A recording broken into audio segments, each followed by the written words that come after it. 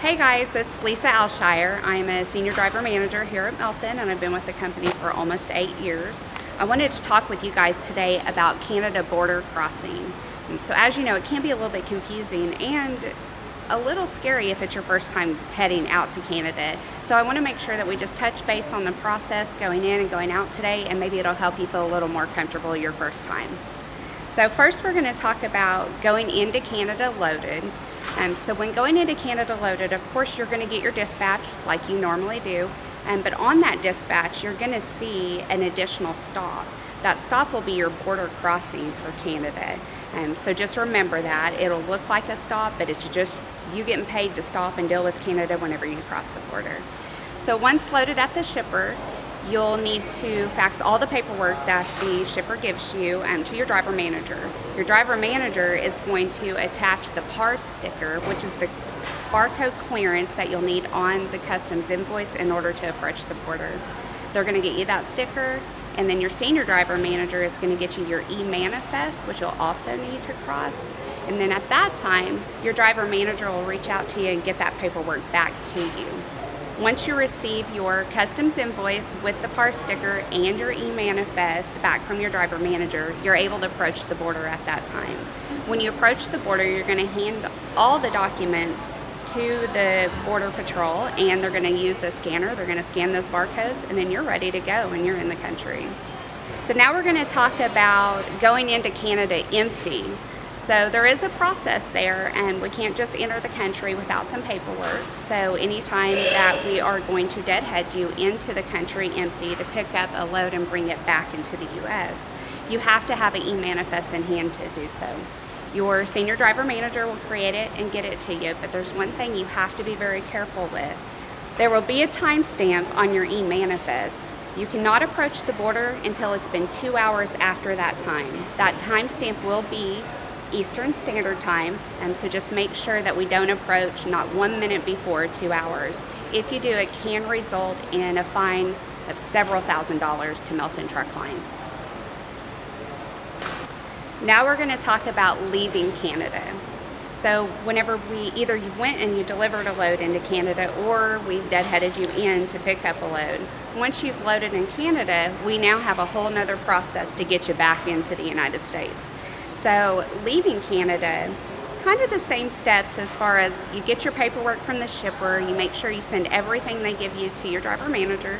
Your driver manager is going to put what's called a PAP sticker on your customs invoice, and then your senior driver manager is going to create your ACE form that you need, or your ACE manifest that you'll need in order to re-enter the United States.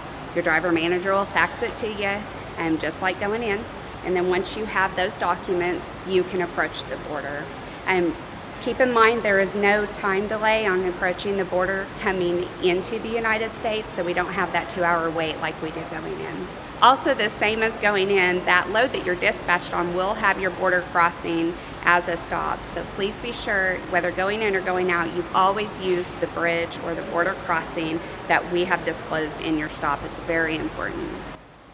Now we're going to discuss inbound loads.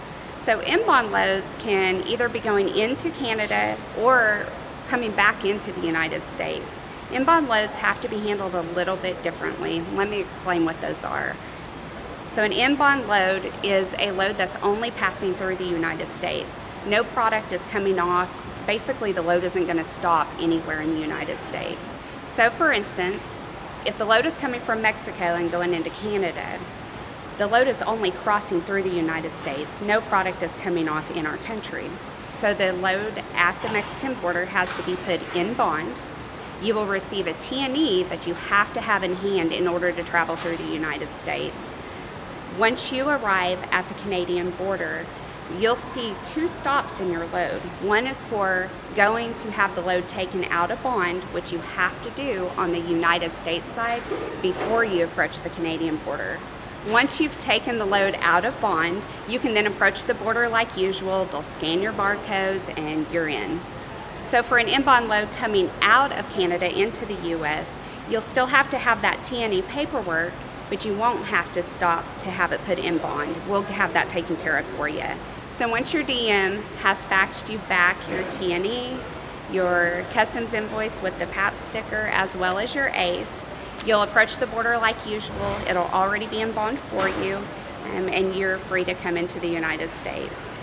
You will travel through and you'll take your load down to Mexico, most likely Laredo, sometimes El Paso, and then they'll take it from there.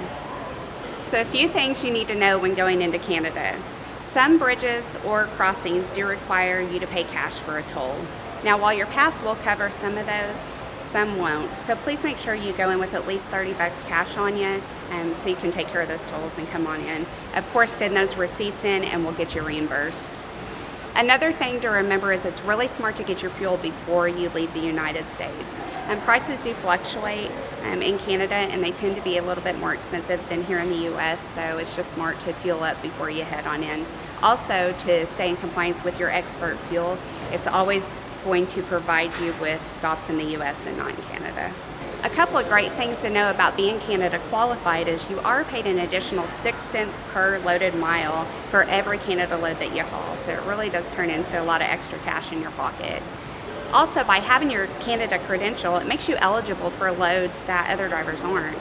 So sometimes it can move you up the board for those longer Canada runs that other drivers aren't qualified for in the area. If you're not Canada qualified, did you know that Milton will help you get your passport? Just reach out to your DM or our help desk for any questions that you may have about it. I hope I've helped you better understand the steps in crossing a Canadian load.